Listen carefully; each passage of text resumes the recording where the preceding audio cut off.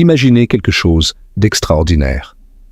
En ce moment même, alors que vous êtes assis là, en train de lire ces mots ou d'écouter cette voix, des particules de lumière anciennes, des photons qui ont commencé leur voyage bien avant que la Terre n'existe, bien avant que le Soleil ne s'allume, bien avant que notre galaxie ne prenne forme, ces photons frappent votre corps. Ah, ils traversent l'atmosphère, ils touchent votre peau, ils entrent dans vos yeux.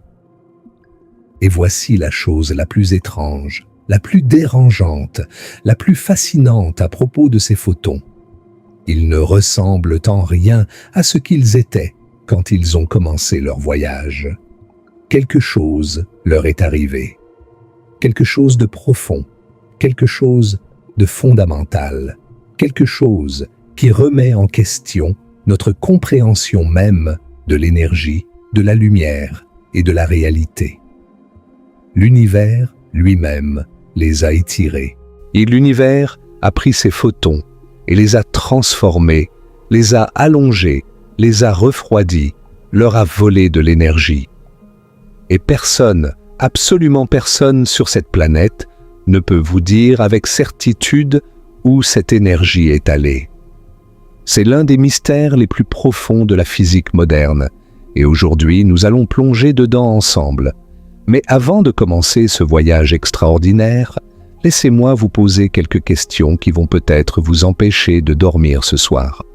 Que se passe-t-il quand la lumière voyage pendant 13 milliards d'années à travers un univers qui s'étire?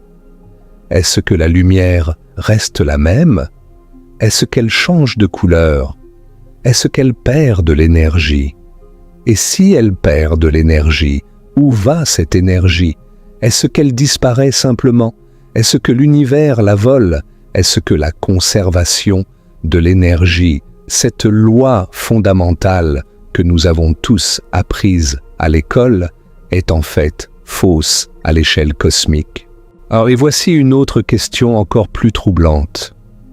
Si l'univers continue de s'étirer pour toujours, est-ce que les photons seront un jour étirés jusqu'à avoir une longueur d'onde plus grande que l'univers observable lui-même? Est-ce que la lumière peut mourir? Est-ce que la lumière peut être étirée jusqu'à ne plus exister? Ces questions sont réelles, elles sont profondes, et les réponses que la science nous donne sont à la fois magnifiques et terrifiantes. Permettez-moi de vous donner quelques faits qui vont vous faire réaliser à quel point cette histoire est incroyable. La lumière la plus ancienne que nous pouvons détecter dans l'univers, ce que nous appelons le fond diffus cosmologique, a commencé son voyage comme de la lumière visible, une lueur orange-jaune, plus chaude que 3000 degrés Celsius. Aujourd'hui, après 13,8 milliards d'années de voyage à travers un univers en expansion, cette même lumière est devenue invisible. Elle est maintenant un rayonnement micro-ondes, plus froid que moins 270 degrés Celsius. Sa longueur d'onde a été étirée par un facteur de 1100. Imaginez cela. Prenez une corde d'1 mètre et étirez-la à 1,1 km. C'est exactement ce qui est arrivé à ces photons. Et ce n'est pas tout.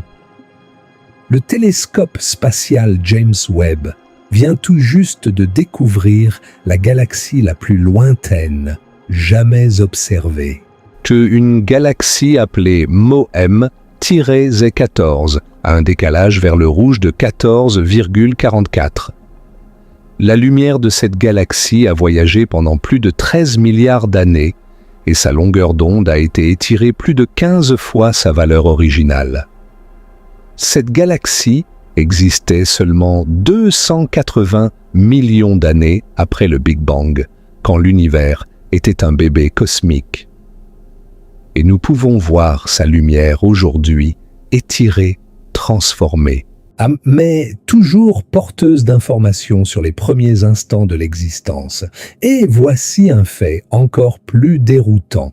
Le physicien Sean Carroll, de Caltech, l'une des voix les plus respectées de la physique moderne, a ouvertement déclaré que l'énergie n'est pas conservée dans un univers en expansion.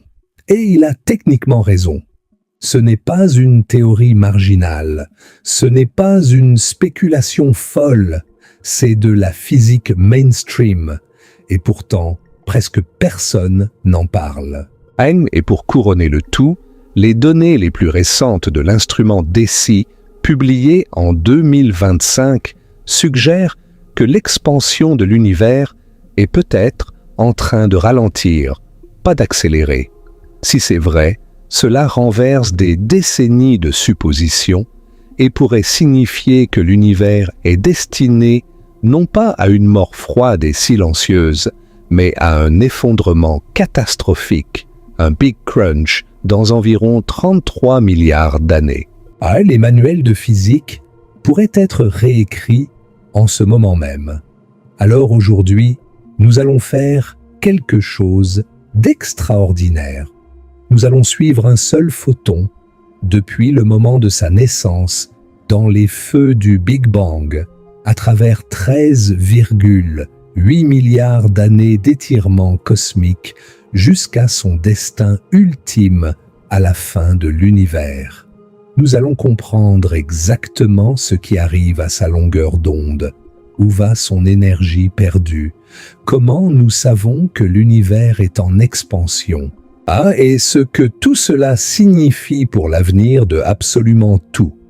C'est un voyage qui va de l'infiniment petit à l'infiniment grand, du monde quantique à la cosmologie, de la naissance du temps à sa mort possible. Et je vous promets que quand nous aurons terminé, vous ne regarderez plus jamais le ciel nocturne de la même façon. Avant de plonger dans ce trou de lapin cosmique, si vous avez déjà levé les yeux vers le ciel nocturne et vous êtes demandé pourquoi l'univers ressemble à ce qu'il est, et si vous avez déjà ressenti cette curiosité profonde, cette envie de comprendre les mystères les plus fondamentaux de la réalité, alors appuyez sur le bouton « J'aime ». Abonnez-vous si vous voulez que votre esprit soit émerveillé chaque semaine. Et laissez un commentaire. Que pensez-vous qu'il arrive à l'énergie d'un photon quand l'univers l'étire? Est-ce qu'elle disparaît simplement? Allons le découvrir ensemble. Pour comprendre ce qui arrive à un photon quand l'univers l'étire, nous devons d'abord comprendre ce qu'est la lumière. Et cette question, qui semble simple, a tourmenté les plus grands esprits de l'histoire de la science pendant des siècles. Qu'est-ce que la lumière, vraiment? Pas seulement ce que nous voyons quand nous allumons une lampe, pas seulement ce qui nous permet de distinguer les couleurs et les formes, mais fondamentalement, au niveau le plus profond de la réalité, qu'est-ce que la lumière? La réponse à cette question est l'une des plus étranges et des plus contre-intuitives et des plus belles de toute la physique. L'histoire commence avec Isaac Newton au XVIIe siècle. Newton, l'un des plus grands génies que l'humanité ait jamais produit, croyait que la lumière était composée de minuscules particules qu'il appelait des corpuscules. Il imaginait des flots de petites balles invisibles voyageant en ligne droite depuis les sources lumineuses jusqu'à nos yeux. Cette théorie corpusculaire expliquait beaucoup de choses: la propagation rectiligne de la lumière, la formation des ombres nettes, la réflexion sur les miroirs. Et comme Newton était Newton, sa parole faisait à peu près force de loi dans le monde scientifique. Pendant des décennies, presque personne n'osait le contredire. Mais il y avait un problème. Un autre scientifique, le néerlandais Christian Huygens, avait proposé une théorie complètement différente. Pour Huygens, la lumière n'était pas des particules du tout. C'était une onde. Comme les vagues dans l'eau, comme les ondes sonores dans l'air, la lumière était une perturbation qui se propageait à travers un milieu. Huygens pensait que ce milieu était une substance mystérieuse et invisible qu'il appelait l'éther, qui remplissait tout l'espace. Sa théorie ondulatoire expliquait des phénomènes que la théorie de Newton ne pouvait pas facilement expliquer, comme la diffraction de la lumière autour des obstacles et la façon dont deux faisceaux lumineux pouvaient se croiser sans se perturber mutuellement. Le débat entre ces deux visions de la lumière, particules contre ondes, a fait rage pendant plus d'un siècle. Et c'est en 1801 qu'un jeune scientifique anglais nommé Thomas Young a réalisé une expérience qui a changé le cours de la physique pour toujours. Et qui l'expérience de la double fente de Young est peut-être l'expérience la plus célèbre et la plus importante de toute l'histoire de la science. Young a pris un faisceau de lumière et l'a fait passer à travers deux fentes étroites et parallèles dans un écran opaque. Si la lumière était composée de particules, comme Newton le pensait, on s'attendrait à voir deux bandes lumineuses sur l'écran de réception, correspondant aux deux fentes. Mais ce n'est pas ce que Young a observé. Au lieu de cela, il a vu un motif d'interférence, une série de bandes lumineuses et sombres alternées. Ce motif ne pouvait s'expliquer que si la lumière était une onde. Quand les crêtes de deux ondes se rencontrent, elles s'amplifient mutuellement et créent une bande lumineuse. Quand une crête rencontre un creux, elle s'annule et crée une bande sombre. C'était la preuve irréfutable que la lumière se comporte comme une onde. Pendant près d'un siècle après Young, la théorie ondulatoire de la lumière a régné en maître. James Clerk Maxwell, dans les années 1860, a unifié l'électricité et le magnétisme en un seul cadre théorique et a montré que la lumière est une onde électromagnétique, une perturbation oscillante des champs électriques et magnétiques qui se propage à travers l'espace à une vitesse constante. Maxwell a calculé cette vitesse à partir de constantes fondamentales de l'électromagnétisme et le résultat correspondait exactement à la vitesse mesurée de la lumière. C'était un triomphe spectaculaire de la physique théorique. La lumière était une onde électromagnétique, point final. Ou du moins, c'est ce que tout le monde pensait. Et puis est arrivé Albert Einstein en 1905 avec une idée qui allait tout bouleverser. Einstein a étudié un phénomène appelé l'effet photoélectrique. Quand vous faites briller de la lumière sur une surface métallique, des électrons sont éjectés du métal. C'est l'effet photoélectrique. Mais il y avait quelque chose d'étrange. L'énergie des électrons éjectés dépendait de la couleur de la lumière, pas de son intensité. Si la lumière était une simple onde continue, augmenter l'intensité devrait donner plus d'énergie à chaque électron. Mais ce n'est pas ce qui se passe. Seule la fréquence, c'est-à-dire la couleur de la lumière, détermine l'énergie de chaque électron. La lumière bleue éjecte des électrons avec plus d'énergie que la lumière rouge. Peu importe à quel point la lumière rouge est intense.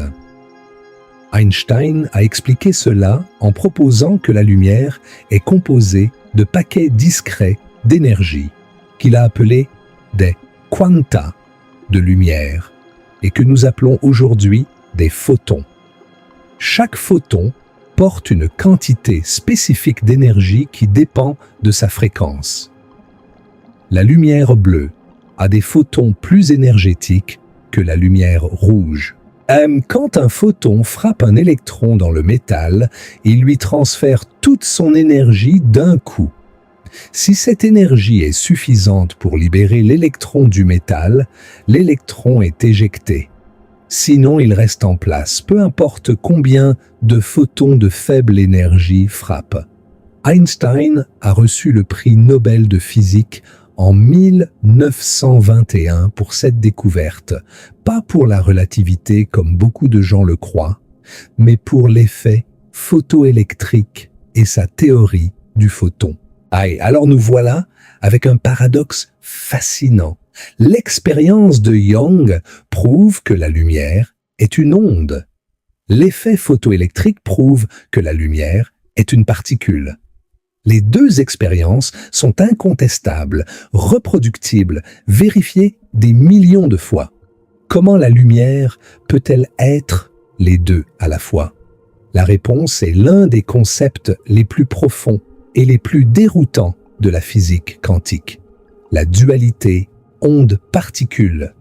La lumière n'est ni purement une onde, ni purement une particule. Elle est quelque chose de fondamentalement nouveau, quelque chose qui n'a pas d'analogue dans notre expérience quotidienne. Elle se comporte comme une onde quand on la laisse se propager librement, et comme une particule quand on la détecte. Le photon est une excitation quantifiée du champ électromagnétique, un concept qui transcende nos catégories classiques de ondes et de particules. Et voici une propriété extraordinaire du photon qui est cruciale pour notre histoire. Le photon n'a pas de masse au repos. Il a exactement 0 masse. Cela signifie que le photon ne peut exister qu'en mouvement. Un photon immobile n'existe pas. C'est une contradiction dans les termes. Du moment où il est créé jusqu'au moment où il est absorbé, un photon voyage toujours à la même vitesse, la vitesse de la lumière, qui est exactement 299 792 458 mètres par seconde dans le vide. Pas un mètre de plus, pas un mètre de moins. C'est la limite de vitesse ultime de l'univers, et rien, absolument rien dans l'univers ne peut la dépasser. Maintenant, comprenons l'anatomie d'un photon, parce que c'est essentiel pour comprendre ce qui lui arrive quand l'univers l'étire. Un photon, en tant qu'onde électromagnétique, on a 3 propriétés fondamentales qui sont intimement liées: sa longueur d'onde, sa fréquence et son énergie. La longueur d'onde, que nous désignons par la lettre grecque lambda, est la distance entre 2 crêtes consécutives de l'onde. C'est littéralement la longueur d'un cycle complet de l'oscillation. Pour la lumière visible, ces longueurs d'onde sont extraordinairement petites, de l'ordre de quelques centaines de nanomètres, quelques millionièmes de millimètres. La lumière violette a une longueur d'onde d'environ 380 nanomètres, tandis que la lumière rouge a une longueur d'onde d'environ 700 nanomètres. Tout le spectre des couleurs que nous voyons, du violet au rouge, correspond à cette minuscule fenêtre de longueur d'onde. La fréquence, que nous désignons par la lettre grecque nu, est le nombre de cycles d'oscillation par seconde.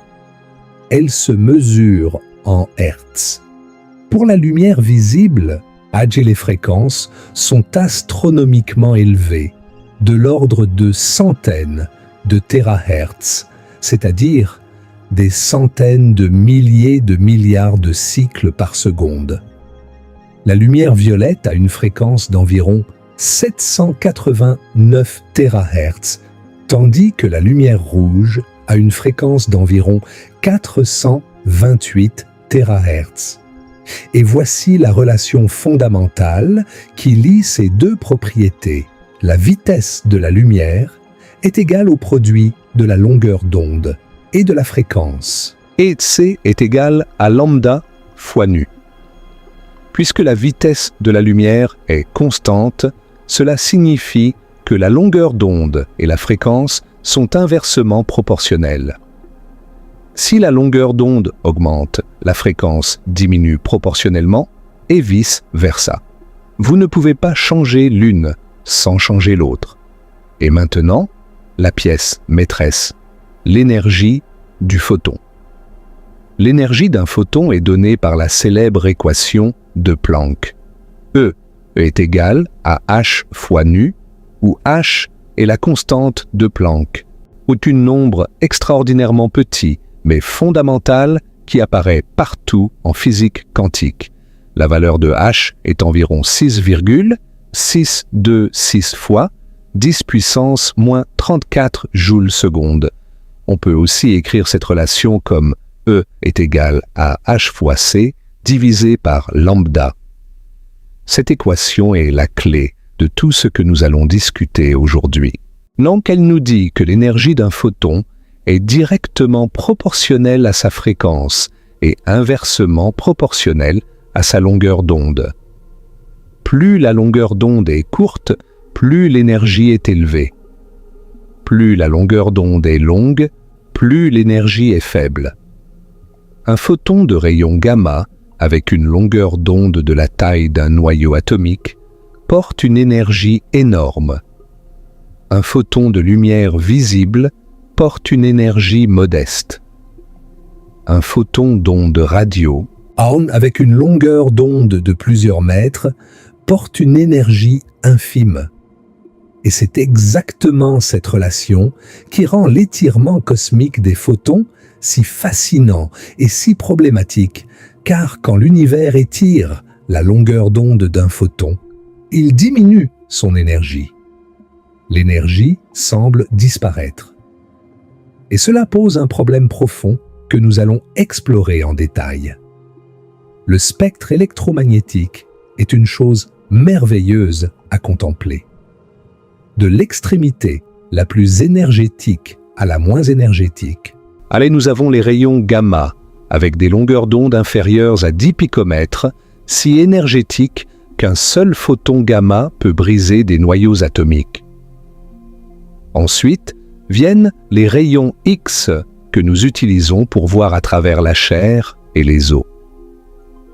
Puis la lumière ultraviolette qui bronze et brûle notre peau. Puis l'étroite bande de lumière visible, les seules longueurs d'onde que nos yeux biologiques peuvent détecter, du violet au rouge. Puis le rayonnement infrarouge, c'est la chaleur que nous ressentons mais ne voyons pas, celle que le télescope James Webb est conçu pour observer. Puis les micro-ondes, celles que nous utilisons pour réchauffer notre nourriture, mais aussi celles qui constituent le fond diffus cosmologique, l'écho du Big Bang, et enfin les ondes radio, avec des longueurs d'onde allant du centimètre à des kilomètres, celles qui portent nos émissions de radio et de télévision à travers l'atmosphère. Tout ce spectre, des rayons gamma aux ondes radio, c'est la même chose, des photons. La seule différence est la longueur d'onde, la fréquence et donc l'énergie. Un photon gamma et un photon radio sont fondamentalement le même type de particules, voyageant à la même vitesse, obéissant aux mêmes lois de la physique. La seule différence est à quel point ils oscillent rapidement, à quel point leur onde est longue ou courte. Et c'est cette simplicité fondamentale qui rend le redshift cosmique si élégant et si profond. Quand l'univers étire un photon, il le déplace simplement le long de ce spectre, du bleu vers le rouge, du visible vers l'infrarouge, de l'infrarouge vers les micro-ondes, des micro-ondes vers les ondes radio. Le photon reste un photon, mais il change de caractère, il change d'énergie, il change d'identité en quelque sorte. Ce qui détermine la longueur d'onde originale d'un photon, c'est la source qui l'a émis. Non, et la loi fondamentale qui gouverne l'émission de lumière par les corps chauds s'appelle la loi du rayonnement du corps noir, décrite par Max Planck en 1900. Tout objet avec une température au-dessus du zéro absolu émet un rayonnement électromagnétique. La température de l'objet détermine le spectre de ce rayonnement, c'est-à-dire la distribution des longueurs d'onde. Plus un objet est chaud, plus sa lumière est énergétique, plus sa longueur d'onde dominante est courte. C'est la loi de déplacement de Wien. Un objet à 3000 Kelvin, comme une ampoule à incandescence, ou comme l'univers au moment de la recombinaison, émet principalement dans le visible et le proche infrarouge. Un objet à 6000 Kelvin, comme la surface du Soleil, émet principalement dans le visible, avec un pic dans le jaune-vert. Un objet à 30 000 Kelvin, comme une étoile bleue chaude, émet principalement dans l'ultraviolet. Et l'univers très jeune, à des milliards de Kelvin, émettait principalement des rayons gamma. Mais les corps chauds ne sont pas la seule source de photons. Les atomes individuels émettent aussi de la lumière, mais pas à n'importe quelle longueur d'onde. Chaque élément chimique, chaque type d'atome, émet de la lumière à des longueurs d'onde très spécifiques, comme une empreinte digitale spectrale unique. Quand un électron dans un atome d'hydrogène saute d'un niveau d'énergie élevé à un niveau d'énergie plus bas, et il émet un photon dont l'énergie correspond exactement à la différence entre les deux niveaux. L'hydrogène, l'élément le plus abondant de l'univers, a des raies d'émission caractéristiques, notamment la raie Lyman alpha à 121,6 nanomètres dans l'ultraviolet et les raies de Balmer dans le visible, dont la plus célèbre est H-alpha à 656,3 nanomètres, qui donne aux nébuleuses d'hydrogène leur magnifique couleur rouge. Et ces raies spectrales sont comme des codes-barres cosmiques, et elles vont jouer un rôle absolument crucial dans notre histoire, car c'est en observant comment ces raies sont déplacées vers le rouge que les astronomes mesurent le redshift cosmique. Et maintenant, comprenons un aspect de la lumière qui est peut-être le plus déroutant de tous, un aspect qui touche directement à l'expérience d'un photon voyageant pendant des milliards d'années à travers l'espace en expansion. La vitesse de la lumière n'est pas seulement une vitesse très rapide, c'est la vitesse maximale absolue de l'univers, une limite fondamentale inscrite dans les équations de la relativité restreinte d'Einstein. Rien, aucune particule ayant une masse, aucune information, aucun signal ne peut voyager plus vite que la lumière dans le vide. Et les conséquences de cela sont profondes. L'une des conséquences les plus extraordinaires est la dilatation du temps. Et quand un objet se déplace par rapport à un observateur, le temps passe plus lentement pour cet objet, du point de vue de l'observateur.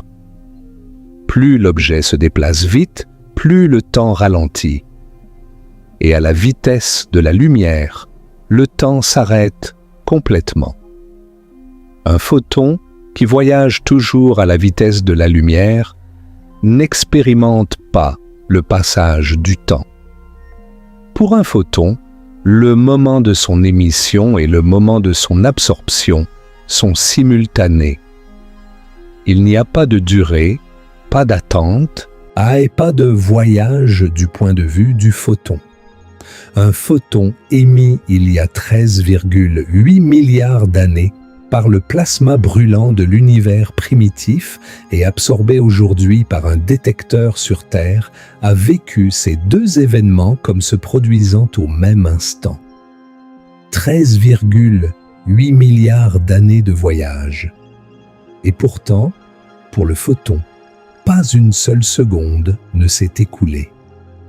C'est l'une des implications les plus stupéfiantes de la relativité.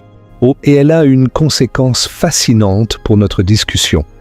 Le photon ne ressent pas son propre étirement. Il ne sait pas que sa longueur d'onde a été multipliée par 1000. Du point de vue du photon, si un tel point de vue a un sens, rien n'a changé. C'est seulement du point de vue de l'observateur, de nous, que le changement est apparent. Maintenant que nous comprenons ce qu'est un photon, ses propriétés fondamentales, sa double nature d'onde et de particules, et sa vitesse absolue et son expérience temporelle unique, nous sommes prêts à aborder le théâtre cosmique dans lequel se déroule notre histoire, l'univers en expansion. Car pour comprendre pourquoi un photon est étiré pendant son voyage, il faut comprendre que l'espace lui-même n'est pas statique, n'est pas fixe, n'est pas immobile. L'espace est dynamique, il grandit, il s'étend, il enfle. Et cette découverte, l'expansion de l'univers, est l'une des plus grandes révélations scientifiques de l'histoire humaine. L'histoire de la découverte de l'expansion de l'univers est une histoire riche en personnages fascinants et en découvertes accidentelles. Elle commence au début du XXe siècle avec un astronome américain relativement peu connu nommé Vesto Slipher. Entre 1912 et 1917, Slipher, travaillant à l'observatoire Lowell, en Arizona, a mesuré les spectres de ce que l'on appelait alors les nébuleuses spirales, ces taches floues et tourbillonnantes que l'on pouvait voir dans les télescopes. À l'époque, personne ne savait vraiment ce qu'étaient ces nébuleuses. Certains pensaient qu'elles étaient des nuages de gaz au sein de notre propre galaxie, la Voie lactée. D'autres soupçonnaient qu'elles pourraient être des galaxies entières, des univers-îles à des distances inimaginables. Et Slipher a découvert quelque chose de remarquable. La lumière de presque toutes ces nébuleuses était décalée vers le rouge. Leurs raies spectrales, ces empreintes digitales chimiques dont nous avons parlé, étaient toutes déplacées vers des longueurs d'onde plus longues, plus rouges. Ce décalage vers le rouge signifiait, selon l'interprétation de l'époque basée sur l'effet Doppler, que ces nébuleuses s'éloignaient de nous. Et pas lentement, certaines reculaient à des vitesses de centaines, voire de milliers de kilomètres par seconde. Puis est venu Edwin Hubble. En 1924, Hubble, utilisant le télescope Hooker de 2,5 mètres au mont Wilson, en Californie, le plus grand télescope du monde à l'époque, a résolu le grand débat. Il a identifié des étoiles variables céphéides dans la nébuleuse d'Andromède et a utilisé leur relation période-luminosité pour calculer la distance. Le résultat était stupéfiant. Andromède était à environ 900 000 années-lumière, bien au-delà des limites de notre propre galaxie. Les nébuleuses spirales n'étaient mais pas des nuages de gaz locaux, c'étaient des galaxies entières, des collections de milliards d'étoiles à des distances immenses. L'univers venait soudainement de devenir incomparablement plus grand que quiconque ne l'avait imaginé. Mais la découverte la plus importante de Hubble est venue en 1929. En combinant ces mesures de distance avec les mesures de décalage vers le rouge de Slipher et d'autres, Hubble a découvert une relation remarquable. Plus une galaxie est lointaine, plus elle s'éloigne rapidement de nous. Ce n'était pas aléatoire, c'était systématique, proportionnel, prévisible. La vitesse de récession d'une galaxie est directement proportionnelle à sa distance. Cette relation est connue aujourd'hui sous le nom de loi de Hubble, et elle s'exprime par l'équation simple V est égal à h0 fois d, où V est la vitesse de récession, d est la distance, et h0 est la constante de Hubble, le taux d'expansion de l'univers. Cette découverte a changé notre compréhension de l'univers pour toujours. L'univers n'est pas statique, il est en expansion. Mais il faut rendre justice à l'histoire. Hubble n'a pas été le premier à prédire l'expansion de l'univers. Le mathématicien russe Alexander Friedman a en 1922 avait déjà trouvé des solutions aux équations de la relativité générale d'Einstein qui décrivaient un univers en expansion ou en contraction.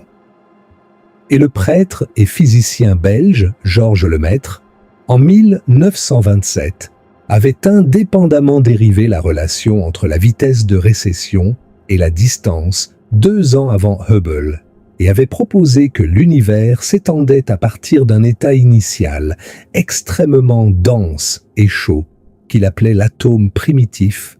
Une idée qui deviendrait plus tard le modèle du Big Bang.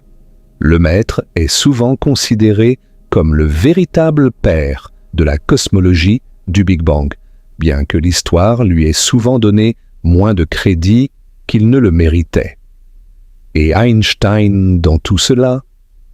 Quand Einstein a formulé sa théorie de la relativité générale en 1915, ses propres équations lui ont dit que l'univers ne pouvait pas être statique.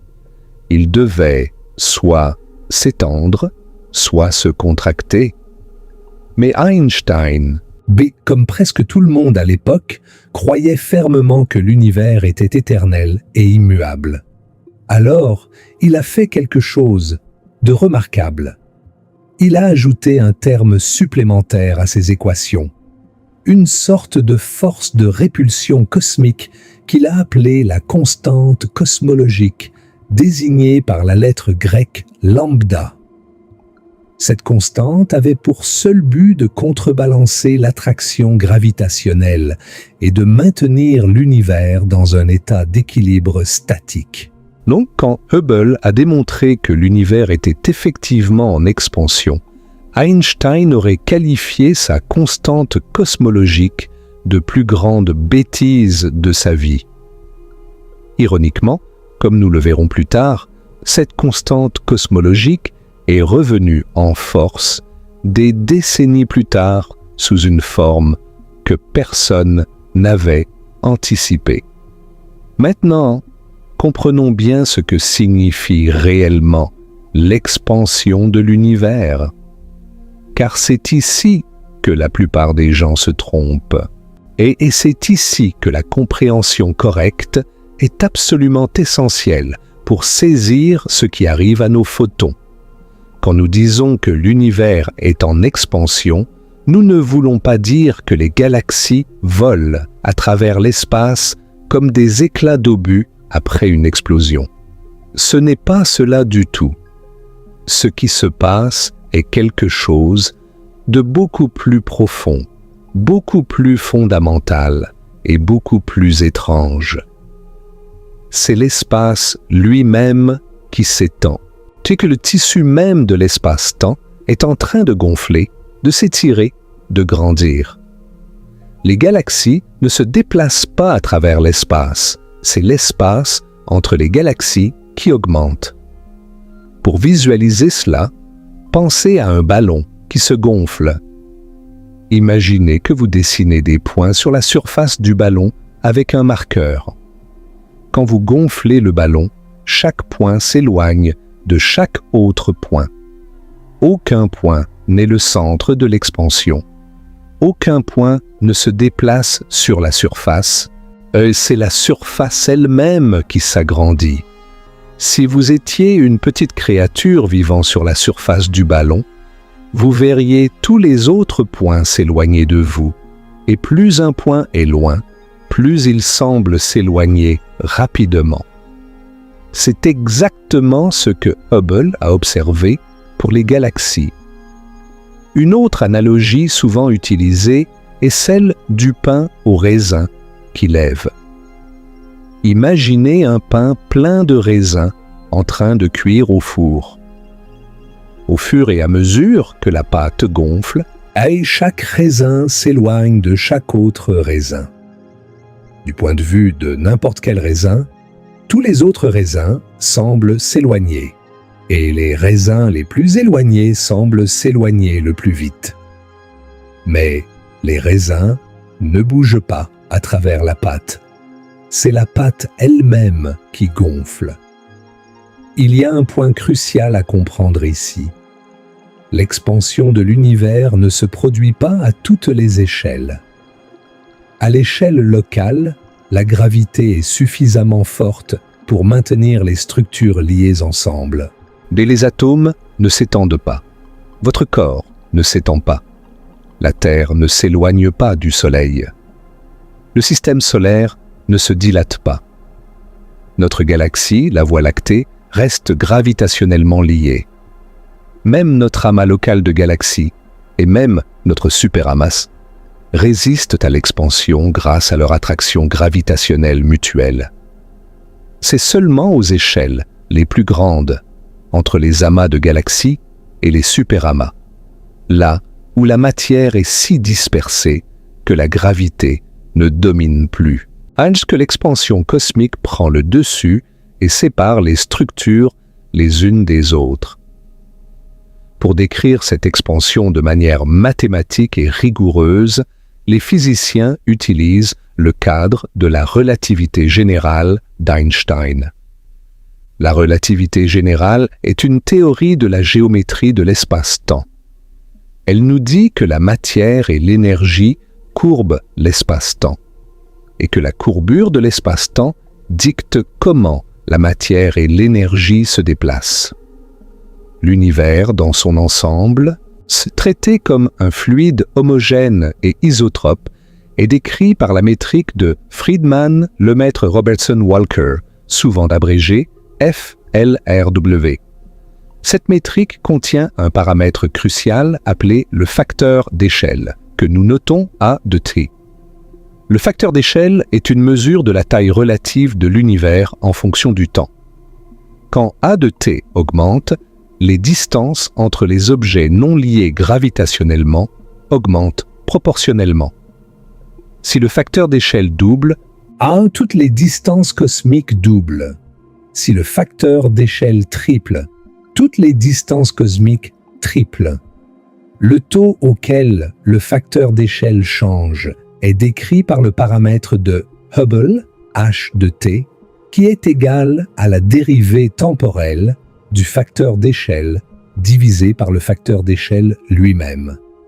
La valeur actuelle de ce paramètre, h0, est la constante de Hubble. Et c'est ici que les choses deviennent intéressantes et même controversées, car il existe un désaccord significatif sur la valeur exacte de h0. Les mesures basées sur le fond diffus cosmologique, réalisées par le satellite Planck, donnent une valeur d'environ 67,4 km par seconde par mégaparsec. Les mesures locales, basées sur les supernovae de type 1 et les étoiles céphéides, donnent une valeur d'environ 73 km par seconde par mégaparsec. La différence est d'environ 8%, ce qui peut sembler petit, mais qui est bien au-delà des marges d'erreur expérimentales.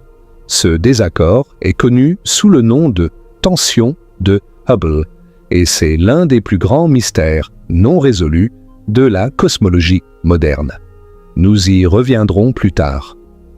L'histoire de l'expansion cosmique n'est pas une histoire simple de croissance uniforme et régulière. L'expansion a connu différentes époques, chacune dominée par une composante différente de l'univers et chacune affectant les photons d'une manière différente. qui explorons ces époques une par une. La première époque est l'ère inflationnaire, un bref instant de folie cosmique qui s'est produit entre environ 10 puissance moins 36 et 10 puissance moins 32 secondes après le Big Bang. Pendant cette fraction de seconde inconcevablement brève, l'univers a subi une expansion exponentielle d'une violence inimaginable. L'univers a doublé de taille environ 60 fois, ce qui signifie qu'il a été multiplié par un facteur d'environ 10 puissance 26. Un espace plus petit qu'un proton a été gonflé à une taille plus grande qu'une galaxie en une fraction de seconde. Cette inflation cosmique, proposée par Alan Guth en 1981, résout plusieurs problèmes du modèle standard du Big Bang, notamment le problème de l'horizon, le problème de la platitude et le problème des monopoles magnétiques. À l'instant où l'inflation a étiré les fluctuations quantiques microscopiques en variations macroscopiques de densité. Et ce sont ces variations qui sont devenues les graines des galaxies et des amas de galaxies que nous observons aujourd'hui. Les photons qui existaient pendant l'inflation ont été étirés de manière spectaculaire, leur longueur d'onde amplifiée à des échelles cosmiques. Après l'inflation, l'univers entre dans l'ère dominée par le rayonnement, qui a duré environ les premiers 47 000 ans. Pendant cette période, la densité d'énergie de l'univers est dominée par la radiation, c'est-à-dire par les photons et les neutrinos. L'expansion continue, mais elle est freinée par la pression de radiation. Le facteur d'échelle croît proportionnellement à la racine carrée du temps. Les photons sont étirés, mais ils constituent également la composante dominante de l'univers et influencent activement son expansion. Ensuite vient l'ère dominée par la matière, d'environ 47 000 ans à environ 9,8 milliards d'années après le Big Bang.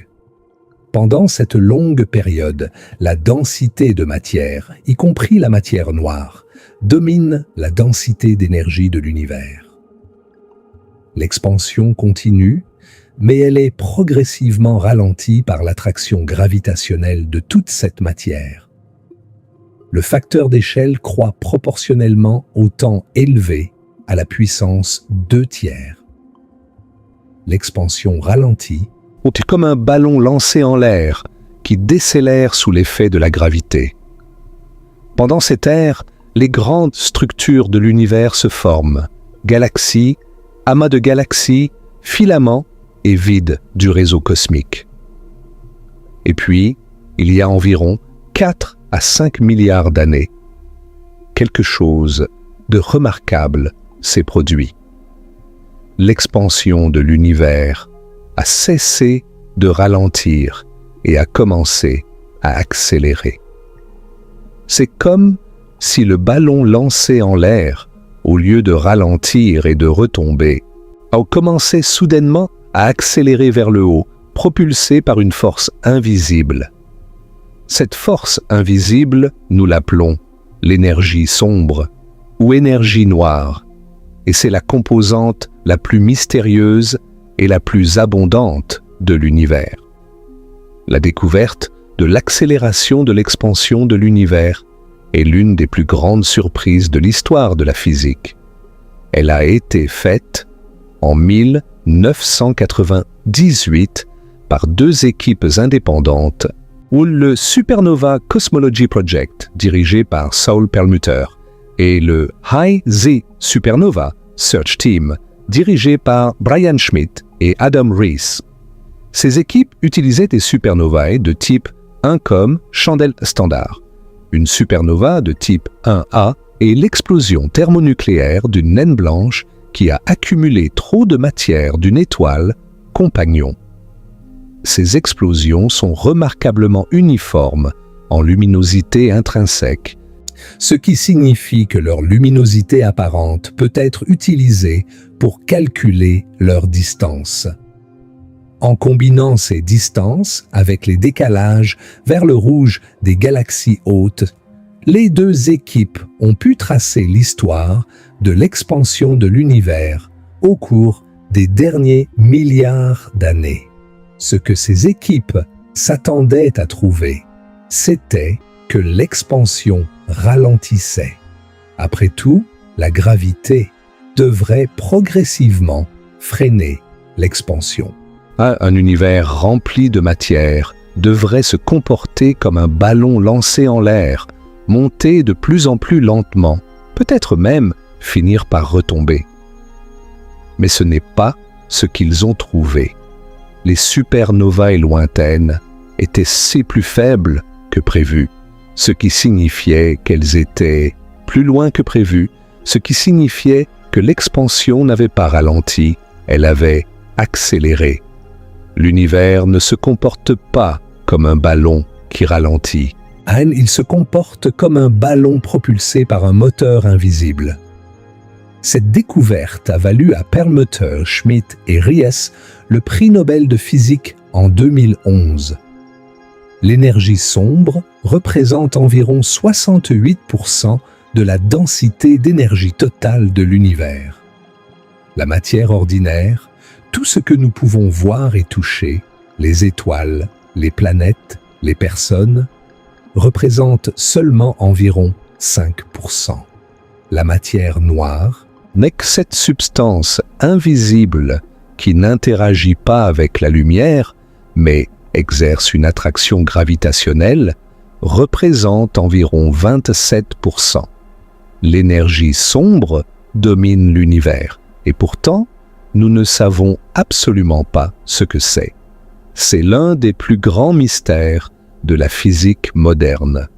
L'interprétation la plus simple de l'énergie sombre est qu'elle est une propriété intrinsèque de l'espace lui-même, une densité d'énergie constante qui remplit tout l'espace uniformément. Non, c'est exactement la constante cosmologique d'Einstein, cette fameuse lambda qu'il avait introduite, puis rejetée. Dans cette interprétation, chaque mètre cube d'espace contient une certaine quantité fixe d'énergie sombre. Au fur et à mesure que l'espace s'étend et que de nouveaux mètres cubes sont créés, la quantité totale d'énergie sombre augmente. C'est profondément contre-intuitif et potentiellement troublant pour la conservation de l'énergie, et nous y reviendrons. Mais il existe d'autres modèles.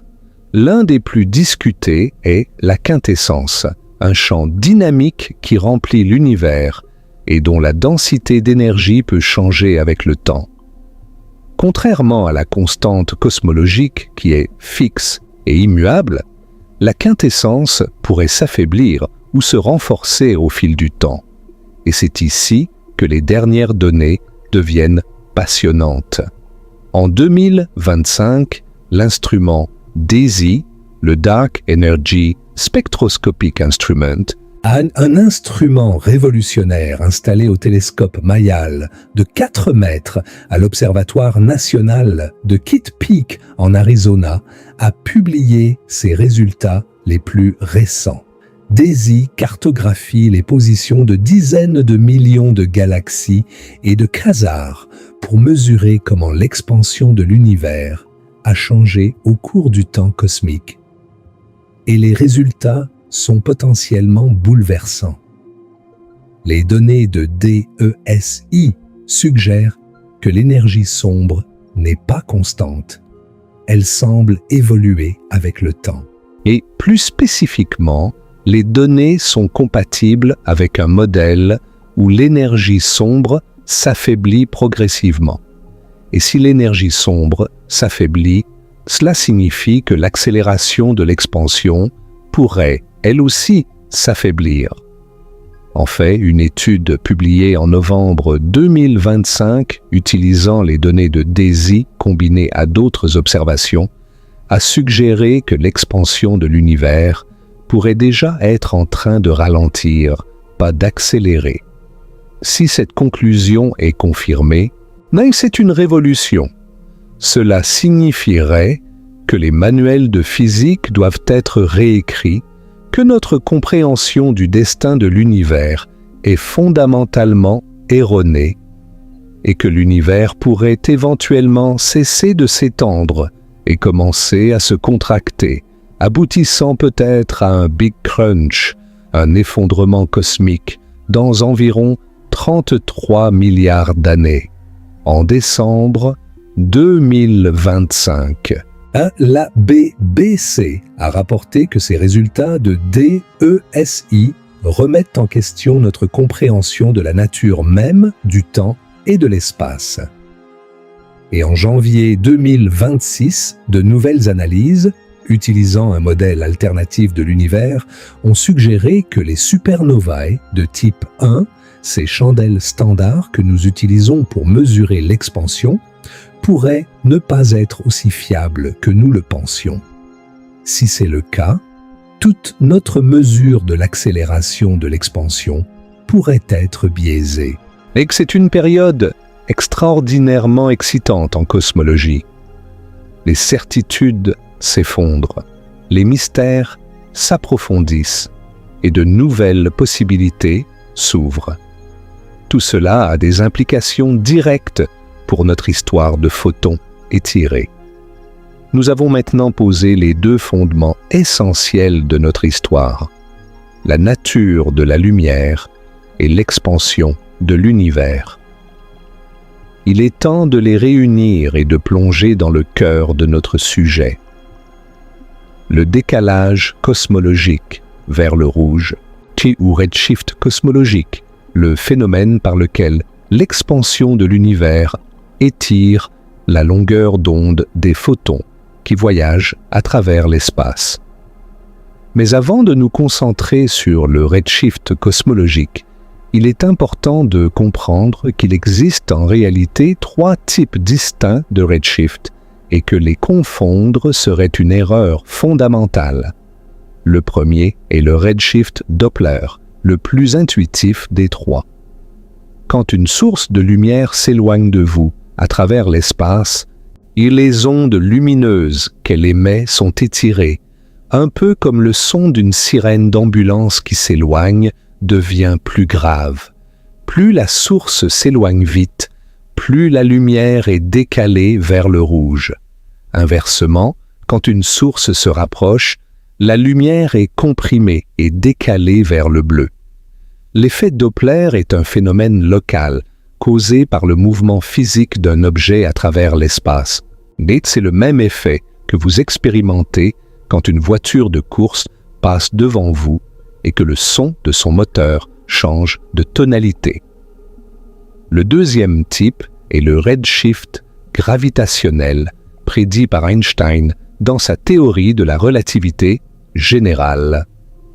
Quand un photon s'éloigne d'un champ gravitationnel intense, il perd de l'énergie en luttant contre la gravité, un peu comme un ballon lancé vers le haut, ralenti à mesure qu'il monte. Cette perte d'énergie se manifeste par une augmentation de la longueur d'onde, un décalage vers le rouge. Le redshift gravitationnel a été confirmé expérimentalement de nombreuses façons, notamment par l'expérience de Pound et Repka en 1959, qui a mesuré le minuscule décalage vers le rouge de photons gamma montant d'une vingtaine de mètres dans le champ gravitationnel terrestre. Et le troisième type, celui qui nous intéresse, est le redshift cosmologique. C'est fondamentalement différent des deux autres et c'est crucial de comprendre pourquoi. Le redshift cosmologique n'est pas causé par le mouvement d'un objet à travers l'espace, comme le Doppler. Il n'est pas causé par un champ gravitationnel local, comme le gravitationnel. Il est causé par l'expansion de l'espace lui-même. Quand un photon voyage à travers un espace qui s'étend, sa longueur d'onde est étirée avec l'espace. Non, ce n'est pas que le photon perd de l'énergie en la transférant à quelque chose d'autre. C'est que le cadre spatial dans lequel le photon existe est en train de changer, de grandir, de s'étirer. La longueur d'onde du photon est, en quelque sorte, inscrite dans le tissu de l'espace. Et quand ce tissu s'étire, la longueur d'onde s'étire avec lui. La distinction est subtile mais profonde. Dans le cas du Doppler, si vous rattrapez l'objet en mouvement et que vous vous déplacez avec lui, le redshift disparaît. C'est une question de mouvement relatif. Dans le cas du redshift cosmologique, il n'y a aucun référentiel dans lequel vous pouvez vous placer pour faire disparaître le redshift, parce que ce n'est pas un mouvement à travers l'espace, c'est une propriété de l'espace lui-même. Et cela a une conséquence remarquable. Au grand décalage vers le rouge, les galaxies lointaines peuvent sembler s'éloigner de nous plus vite que la vitesse de la lumière. Non, et c'est parfaitement permis par la physique, parce que ce n'est pas un mouvement physique à travers l'espace qui dépasse la vitesse de la lumière. C'est l'espace entre nous et la galaxie qui croît à un rythme supérieur à la vitesse de la lumière. La relativité restreinte interdit de se déplacer à travers l'espace plus vite que la lumière, mais elle ne dit rien sur le taux auquel l'espace lui-même peut s'étendre. Voyons maintenant, étape par étape, exactement comment le redshift cosmologique fonctionne pour un photon individuel. Imaginez un photon émis par une étoile dans une galaxie lointaine, il y a des milliards d'années. Au moment de son émission, ce photon a une certaine longueur d'onde, déterminée par le processus atomique qui l'a créé, par exemple la transition d'un électron dans un atome d'hydrogène. Le photon quitte l'étoile, traverse la galaxie et entre dans l'espace intergalactique. Et c'est là que l'histoire commence. L'espace intergalactique est en expansion. À chaque instant, la distance entre les galaxies non liées gravitationnellement augmente. Et notre photon est en train de traverser cet espace en expansion. Pensez à la longueur d'onde du photon comme une vague dessinée sur un élastique. Si vous étirez l'élastique, la vague s'allonge. De la même façon, comme l'espace à travers lequel le photon voyage est en train de s'étirer, la longueur d'onde du photon s'étire aussi. Ce n'est pas que le photon interagit avec quelque chose qui lui vole de l'énergie. C'est que les dimensions mêmes de l'espace dans lequel il existe sont en train de changer. Le photon est comme un surfeur sur une vague océanique, et l'océan lui-même est en train de s'étirer sous la vague, rendant la vague plus longue et plus plate. Plus le photon voyage longtemps, plus il accumule d'étirements. Un photon qui a voyagé pendant 1 milliard d'années a traversé un espace qui s'est considérablement étendu pendant ce milliard d'années. Et sa longueur d'onde a augmenté en conséquence. Un photon qui a voyagé pendant 13 milliards d'années a traversé un espace qui s'est énormément étendu et sa longueur d'onde a été considérablement étirée. Et c'est pourquoi les objets les plus lointains de l'univers ont les plus grands décalages vers le rouge. Leur lumière a voyagé pendant le plus longtemps à travers l'espace en expansion et a donc été le plus étirée. Formulons cela mathématiquement. Le redshift cosmologique est quantifié par un nombre que nous appelons Z. Il est défini par la relation. Z est égal à la longueur d'onde observée moins la longueur d'onde émise. Le tout divisé par la longueur d'onde émise. Ou, de manière équivalente, 1 plus Z est égal à la longueur d'onde observée divisée par la longueur d'onde émise. Cette dernière relation peut aussi s'écrire 1 plus Z est égal au facteur d'échelle au moment de l'observation divisé par le facteur d'échelle au moment de l'émission, soit A maintenant divisé par A alors. C'est une relation d'une élégance et d'une simplicité remarquables. Elle relie directement le redshift d'un photon à l'expansion de l'univers. Si Z est égal à 1, cela signifie que la longueur d'onde du photon a doublé, ce qui signifie que le facteur d'échelle a doublé, ce qui signifie que l'univers a doublé de taille depuis que le photon a été émis. Si Z est égal à 2, l'univers a triplé de taille. Si c'est égal à 9, l'univers est 10 fois plus grand qu'au moment de l'émission. Et pour le fond diffus cosmologique, avec Z environ égal à 1100, l'univers était 1100 et 1 fois plus petit qu'aujourd'hui, au moment où ces photons ont été libérés. Et pour MOM-Z14, la galaxie la plus lointaine connue découverte par le JWST en 2025 est confirmée en janvier 2026 avec un redshift de 14,44, l'univers était 15,44 fois plus petit qu'aujourd'hui quand cette lumière a été émise. Cette galaxie existait quand l'univers n'avait que 280 millions d'années, soit environ 2% de son âge actuel. Les photons de cette galaxie ont été étirés plus de 15 fois leur longueur d'onde originale.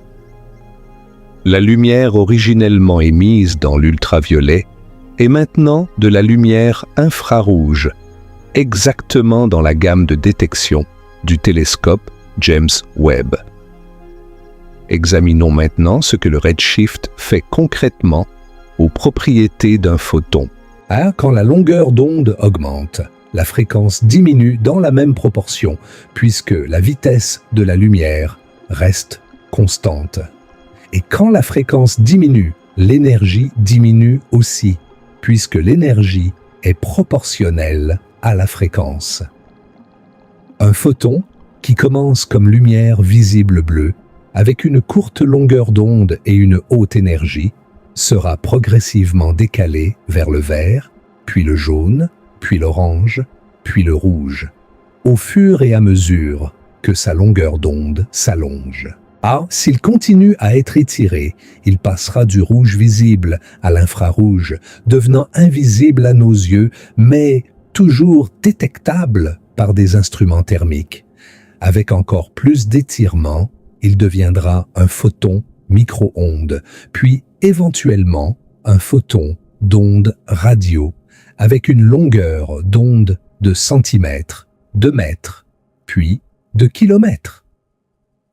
Et voici le point crucial. Tout au long de ce processus, le photon reste le même photon. Il n'a pas été absorbé et réémis. Il ne s'est pas divisé en 2 photons. Il n'a pas interagi avec quoi que ce soit. C'est le même quantum de lumière, la même excitation du champ électromagnétique qui a été émis il y a des milliards d'années. Mais ses propriétés ont changé de manière fondamentale à cause de l'expansion de l'espace qu'il a traversé. C'est comme si vous envoyiez une lettre par la poste, et qu'au cours de son voyage, la lettre était progressivement traduite dans une autre langue, sans que personne ne la touche. Le message est le même, mais la forme a changé. Voyons maintenant des exemples concrets et spectaculaires de ce phénomène en action. Des cas réels où nous pouvons observer les conséquences de l'étirement cosmique des photons. L'exemple le plus grandiose et le plus fondamental est le fond diffus cosmologique, connu sous son acronyme anglais CMB pour Cosmic Microwave Background. C'est la lumière la plus ancienne de l'univers et son histoire est directement liée à notre sujet. Pour comprendre le CMB, nous devons remonter le temps jusqu'aux tout premiers instants de l'univers, quand le cosmos n'avait que 380 000 ans. Dans les premières centaines de milliers d'années après le Big Bang, l'univers était incroyablement chaud et dense. Il était rempli d'un plasma brûlant de protons, d'électrons et de photons. Les photons ne pouvaient pas voyager loin, car ils étaient constamment absorbés et réémis par les électrons libres du plasma. L'univers était opaque, comme l'intérieur d'une étoile. Imaginez un brouillard si dense que vous ne pouvez pas voir votre main devant votre visage. Sauf que ce brouillard est fait de particules subatomiques et est à des milliers de degrés. Mais l'univers continuait de s'étendre et de se refroidir. Et environ 380 000 ans après le Big Bang, la température est descendue à environ 3000 Kelvin. Suffisamment froide pour que les électrons ralentissent et soient capturés par les protons pour former des atomes d'hydrogène neutre.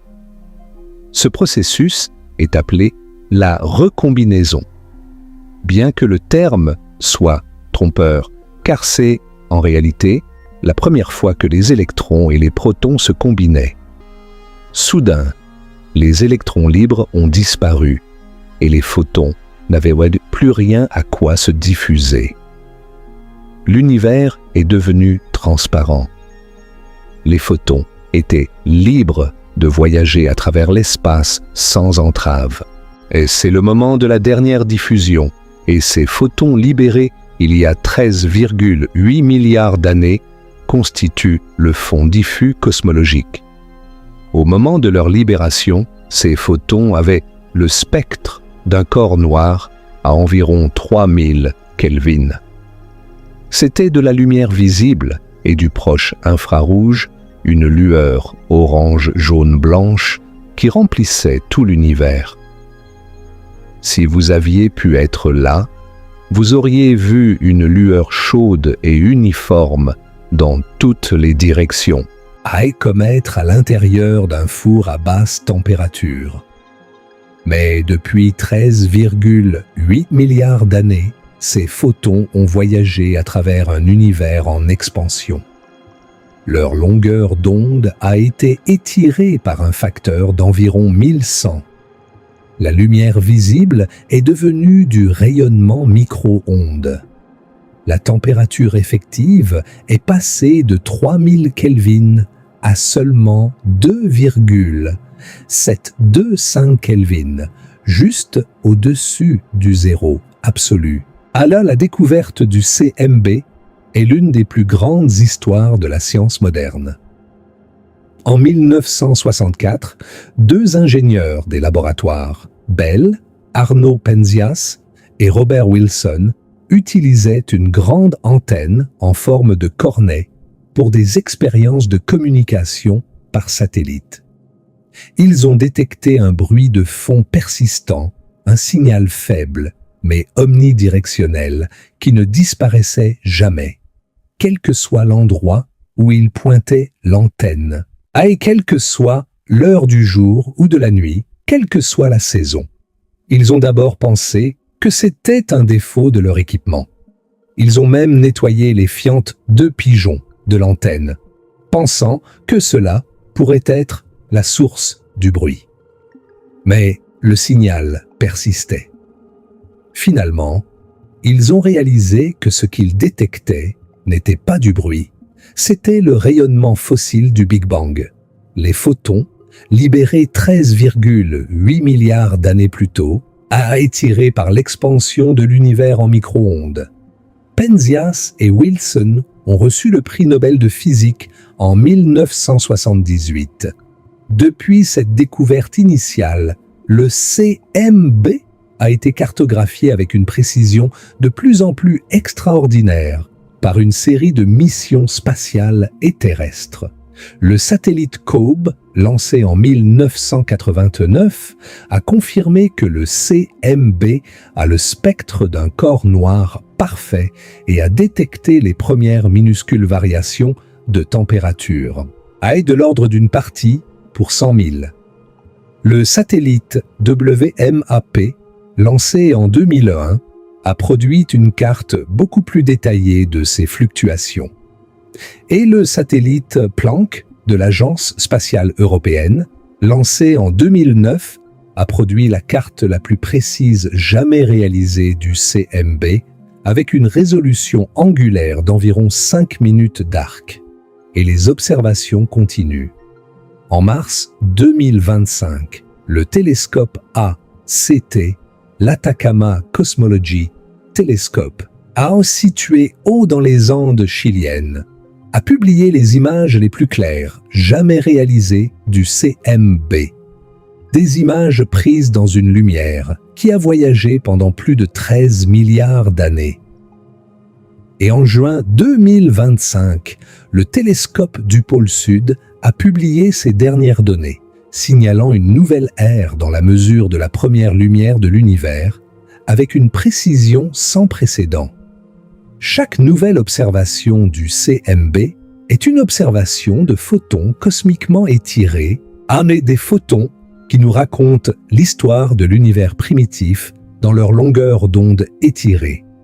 Le deuxième exemple spectaculaire de redshift cosmique en action est l'observation des galaxies les plus lointaines par le télescope spatial James Webb.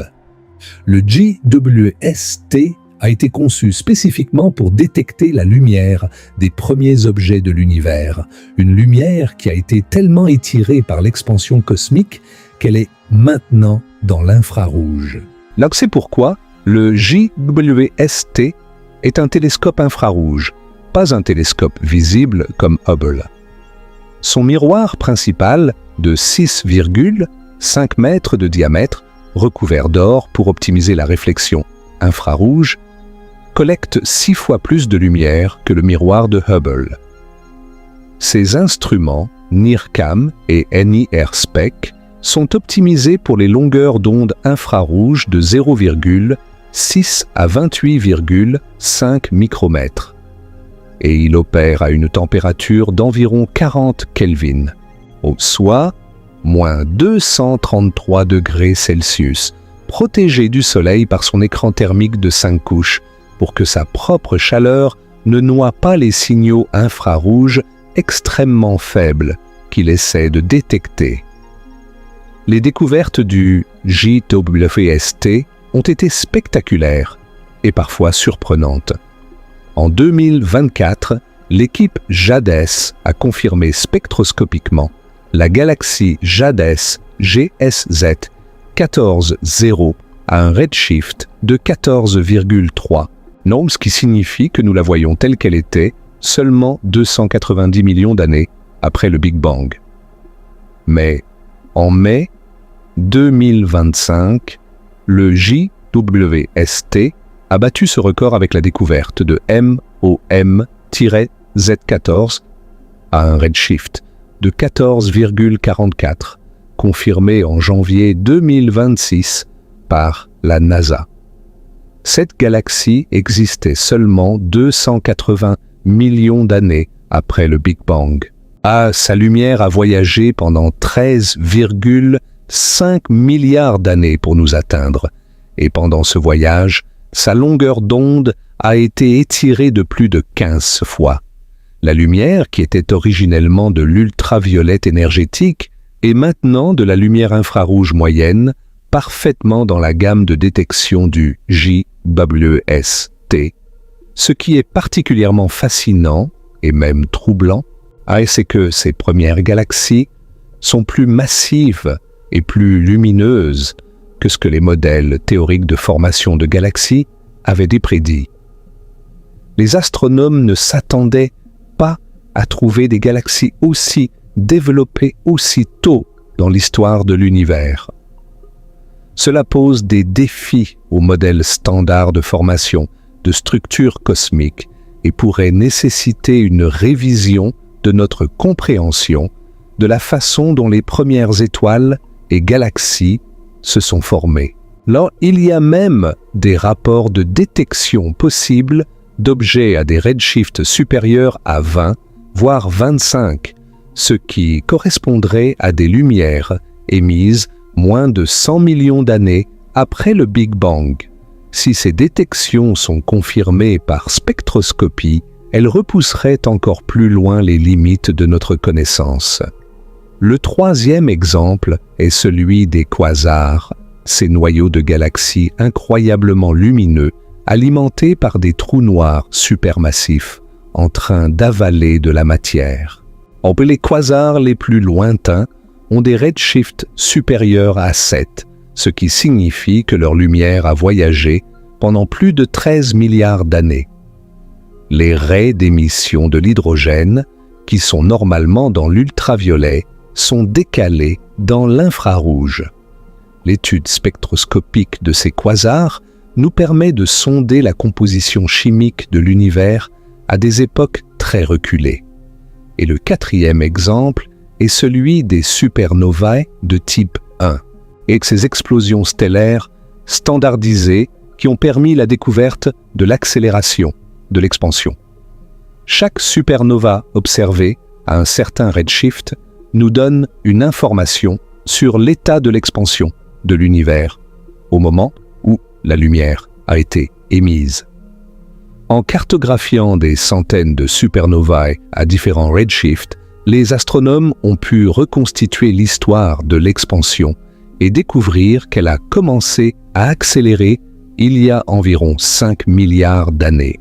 Mais la façon dont les astronomes mesurent le redshift en pratique est à la fois élégante et ingénieuse. Chaque élément chimique possède un ensemble unique de raies spectrales, des longueurs d'onde spécifiques auxquelles il absorbe ou émet de la lumière. L'hydrogène, par exemple, a sa raie Lyman alpha à 121,6 nanomètres dans l'ultraviolet. L'oxygène, le carbone, le fer, chaque élément a ses propres raies caractéristiques. Ces raies forment un motif unique et comme un code-barre. Quand les astronomes observent le spectre d'une galaxie lointaine, ils voient ces mêmes motifs de raies, ces mêmes codes-barres, mais décalés vers des longueurs d'onde plus longues. Le motif est le même, seule sa position sur le spectre a changé. En mesurant précisément de combien le motif a été décalé, les astronomes peuvent calculer le redshift Z avec une grande précision. C'est comme reconnaître la mélodie d'une chanson familière jouée dans une tonalité plus basse. La mélodie est la même, mais toutes les notes ont été abaissées. Par exemple, si un astronome observe la raie Lyman alpha de l'hydrogène à 243,2 nanomètres au lieu de 121,6 nanomètres, la longueur d'onde a été doublée, ce qui correspond à un redshift de Z égale à 1. L'univers a doublé de taille depuis que cette lumière a été émise. Si la même raie est observée à 1216 nanomètres dans l'infrarouge, le redshift est de Z égale à 9, et l'univers était 10 fois plus petit quand la lumière a été émise. C'est la spectroscopie, l'outil le plus puissant de l'astronomie, qui nous permet de décoder les messages encodés dans la lumière étirée des confins de l'univers. Si vous êtes encore avec nous à ce point, vous faites partie du petit pourcentage de personnes qui veulent vraiment comprendre les mystères les plus profonds de l'univers. Vous avez compris la nature de la lumière. Dès que vous avez compris l'expansion de l'univers, vous avez compris comment le redshift cosmologique étire les photons. Maintenant, nous allons aborder le mystère le plus troublant de toute cette histoire. Le mystère qui garde certains physiciens éveillés la nuit. Le mystère de l'énergie perdue. Récapitulons le problème de manière claire et directe. Un photon est émis avec une certaine énergie E1, déterminée par sa fréquence au moment de l'émission. Ce photon voyage pendant des milliards d'années à travers un univers en expansion. Quand il arrive, il a une longueur d'onde plus longue et donc une énergie plus faible, E2. La différence d'énergie E1- E2 est positive et peut être énorme. Pour un photon du CMB qui a été étiré par un facteur de 1100, le photon a perdu plus de 99,9% de son énergie originale. Et il n'y a pas un seul photon du CMB. Il y a environ 411 photons du CMB par centimètre cube d'espace dans l'univers.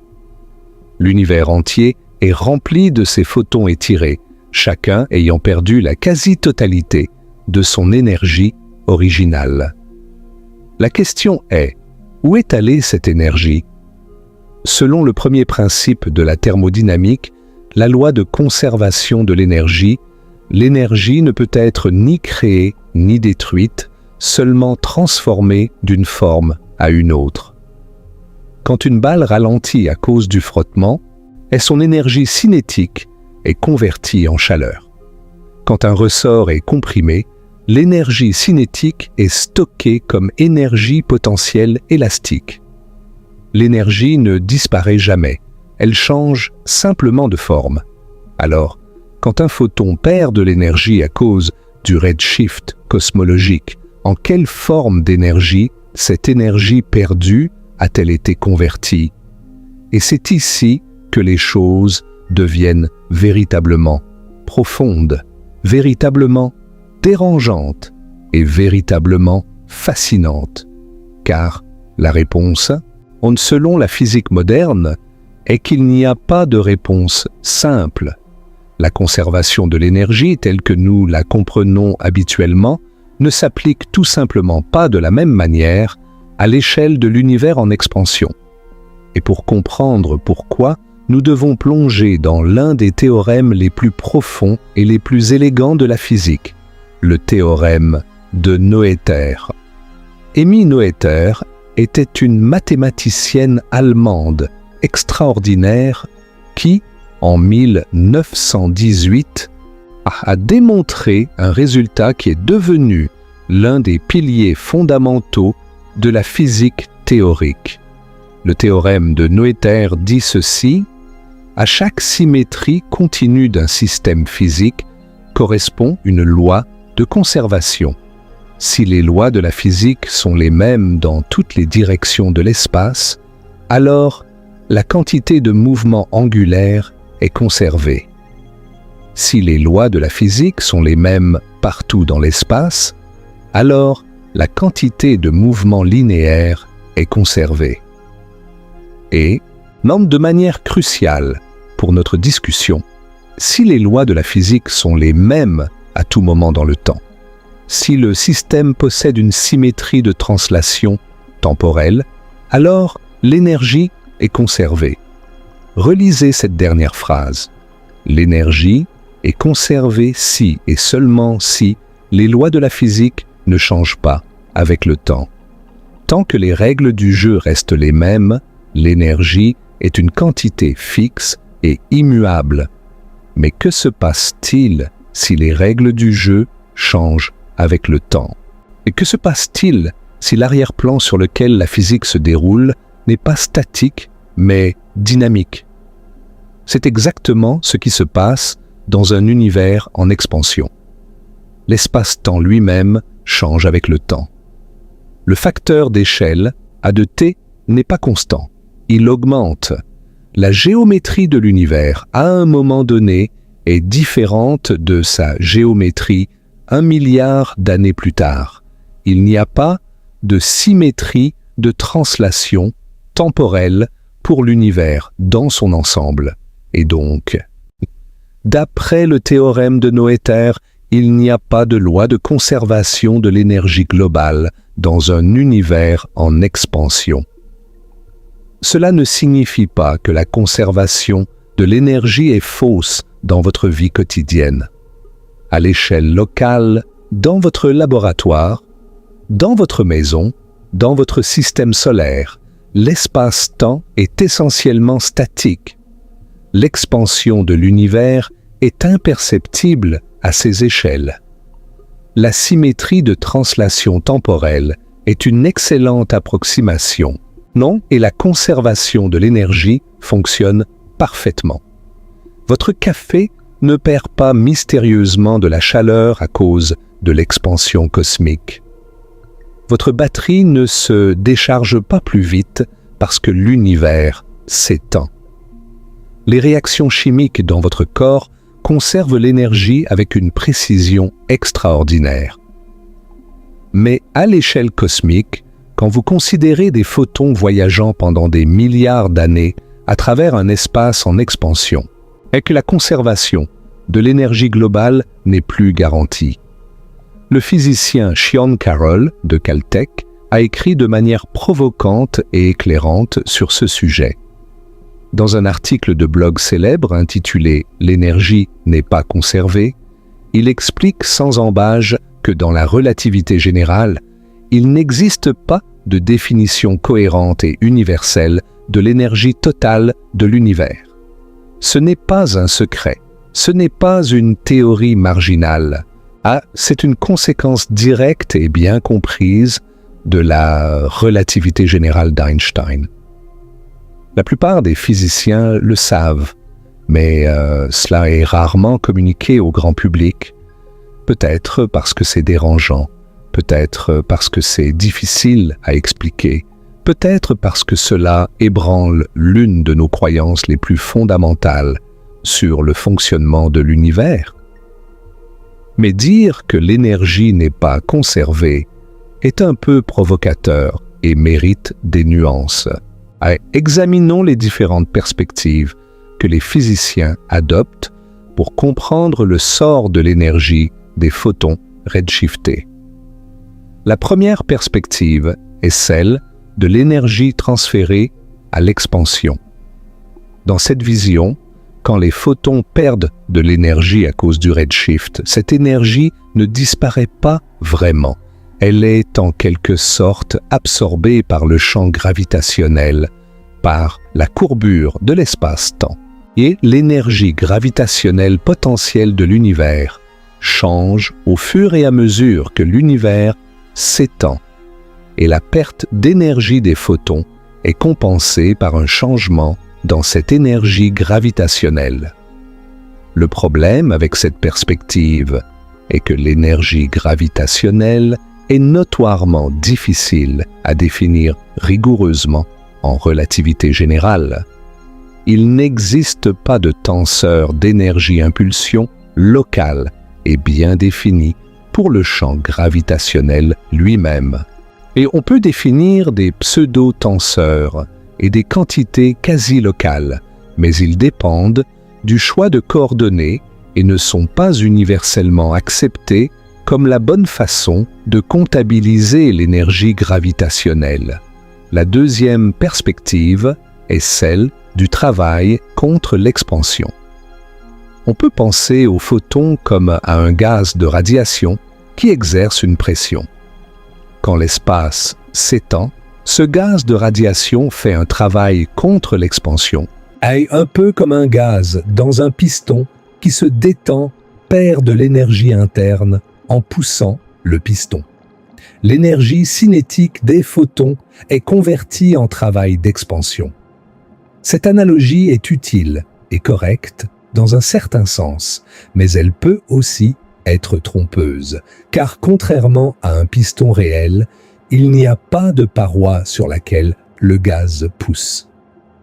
L'expansion de l'espace n'est pas un mouvement mécanique qu'on peut analyser de manière classique. Dès la troisième perspective est celle de Sean Carroll et de nombreux autres physiciens théoriciens. La question elle-même est mal posée.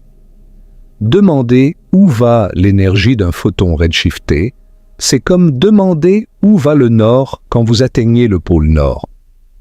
La question semble avoir du sens en termes quotidiens, mais elle est fondamentalement mal formulée dans le contexte correct. L'énergie totale de l'univers n'est pas une quantité bien définie en relativité générale. Donc demander si elle est conservée n'a pas de réponse significative. Ce n'est pas que l'énergie disparaît, c'est que le concept même d'énergie totale n'est pas applicable. La quatrième perspective met l'accent sur la dépendance du référentiel. L'énergie n'est pas une propriété intrinsèque d'une particule, c'est une propriété relationnelle qui dépend de l'observateur. Un photon a une certaine énergie mesurée par un observateur à un certain endroit et à un certain moment. Un autre observateur à un autre endroit ou à un autre moment mesurera une énergie différente pour le même photon. Dans un univers en expansion, les observateurs à différentes époques cosmiques sont, en un sens, dans des référentiels différents. Et il n'est pas surprenant qu'ils mesurent des énergies différentes pour les mêmes photons. Et voici un aspect de l'histoire qui rend le mystère encore plus profond et plus troublant. Nous avons parlé de l'énergie des photons qui diminue à cause de l'expansion cosmique. Mais considérons maintenant l'énergie sombre. Si l'énergie sombre est véritablement une constante cosmologique, alors la densité d'énergie de l'espace vide est constante.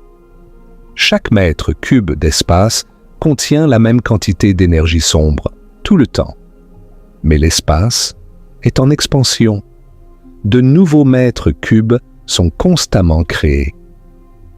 Et chaque nouveau mètre cube vient avec sa propre énergie sombre. Cela signifie que la quantité totale d'énergie sombre dans l'univers augmente avec le temps. L'énergie est littéralement créée à partir de rien, ou du moins à partir de l'expansion de l'espace. Alors d'un côté, les photons perdent de l'énergie à cause de l'expansion. De l'autre, l'énergie sombre gagne de l'énergie à cause de la même expansion. Est-ce que ces deux effets se compensent? Pas exactement, pas de manière simple et propre. L'énergie perdue par les photons n'est pas convertie en énergie sombre.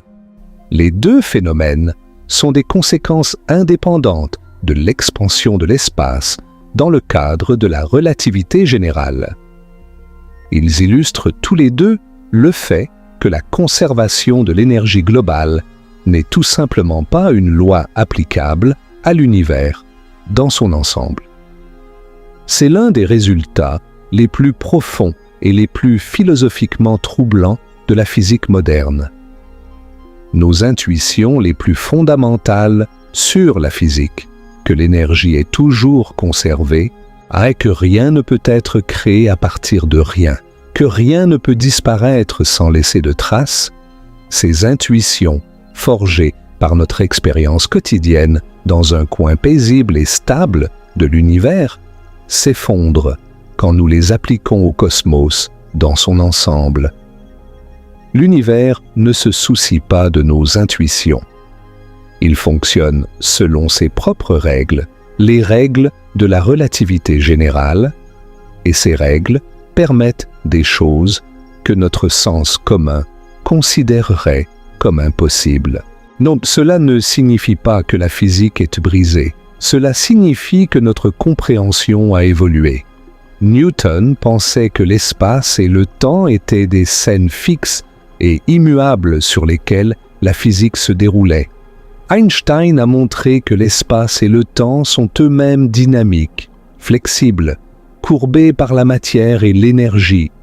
Et dans un espace-temps dynamique, certaines quantités que nous pensions être absolues et universelles, comme l'énergie totale, qui deviennent relatives et contextuelles. C'est un approfondissement de notre compréhension, pas un effondrement. Prenez un moment pour absorber cela. L'énergie, cette quantité que nous considérons comme la plus fondamentale de la physique, la monnaie universelle de toutes les transformations physiques, n'est pas globalement conservée dans l'univers en expansion. C'est vertigineux. C'est dérangeant. Et c'est magnifique. Permettez-moi maintenant de vous partager vos pensées à ce sujet. Est-ce que cela vous bouleverse de savoir que l'énergie pourrait ne pas être conservée dans notre univers? Laissez un commentaire avec votre réaction. Et si vous êtes encore ici, si vous êtes encore en train d'explorer ce labyrinthe cosmique avec moi, vous faites partie du petit pourcentage de personnes qui ont la curiosité et la patience de chercher à comprendre les mystères les plus profonds de la réalité.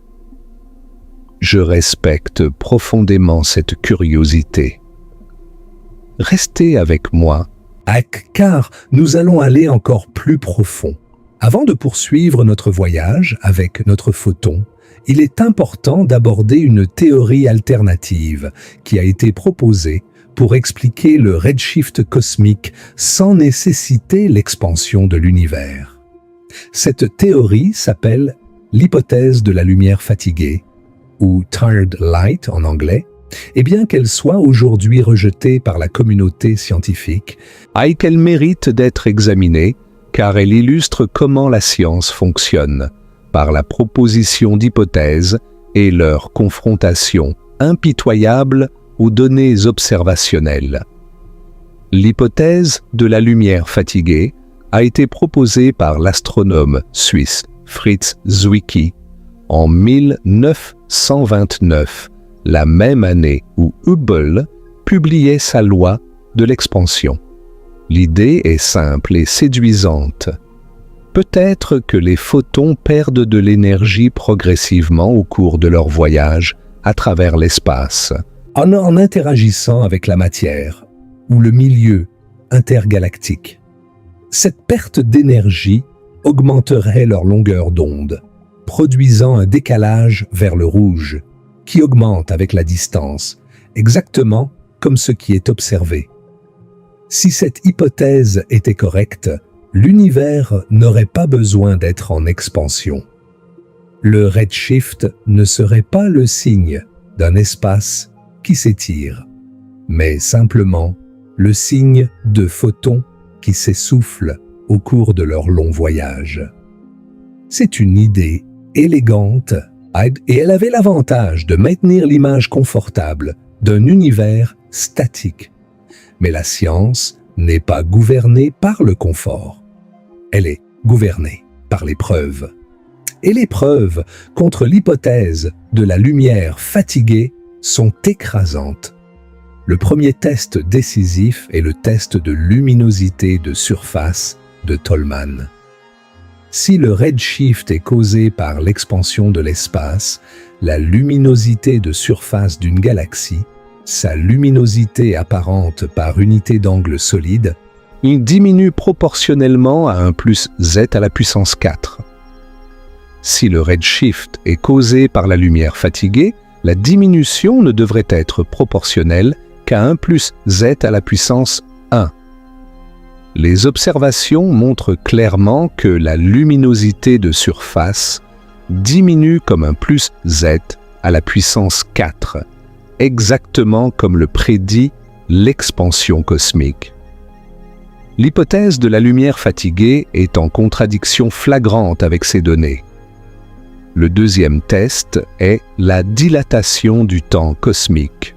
Si l'univers est en expansion, les événements dans les galaxies lointaines devraient apparaître plus lents de notre point de vue, parce que le temps lui-même est dilaté par l'expansion.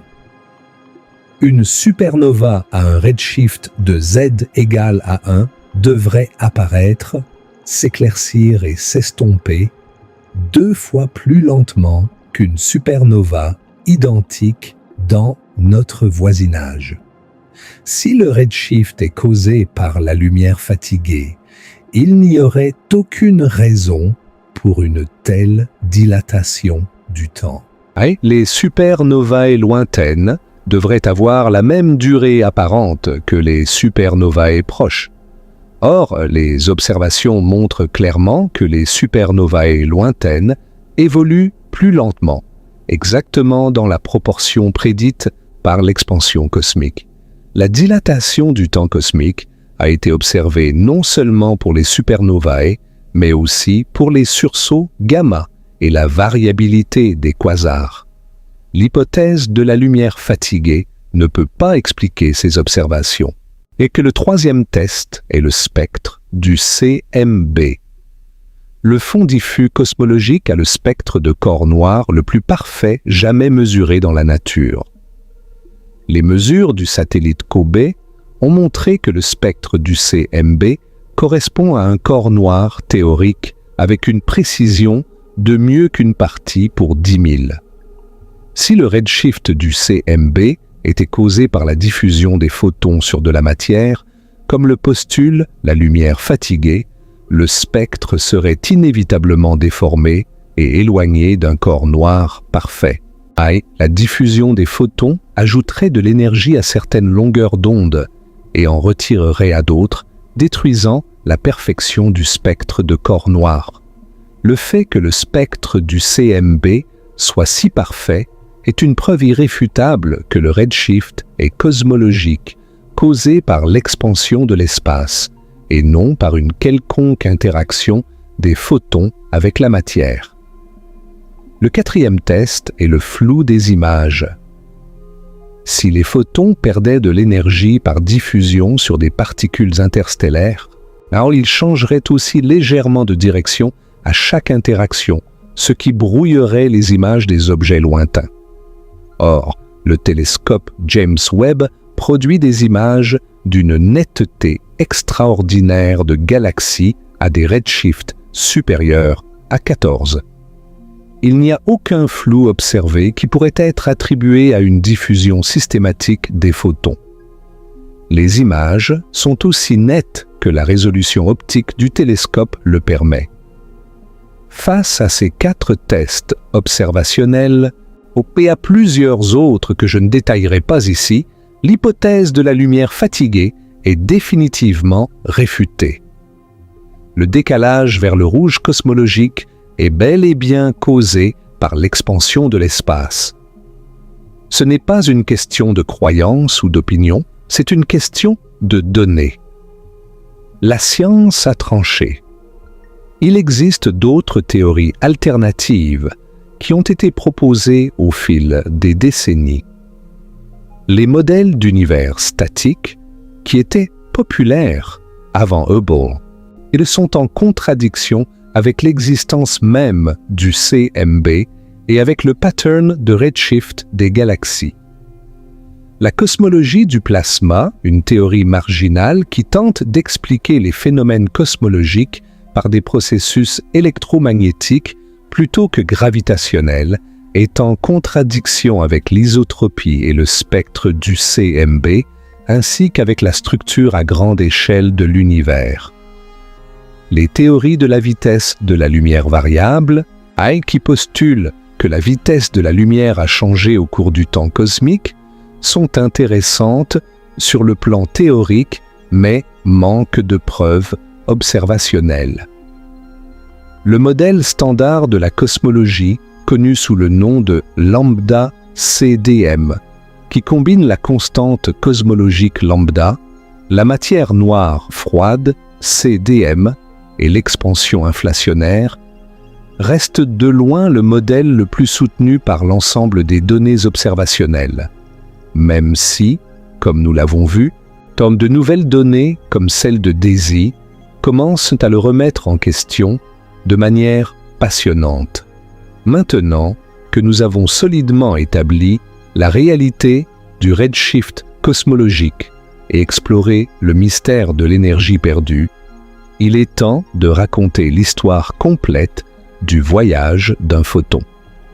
Pas n'importe quel photon, un photon du fond diffus cosmologique, l'un de ces anciens messagers qui porte en lui l'empreinte de l'univers primitif.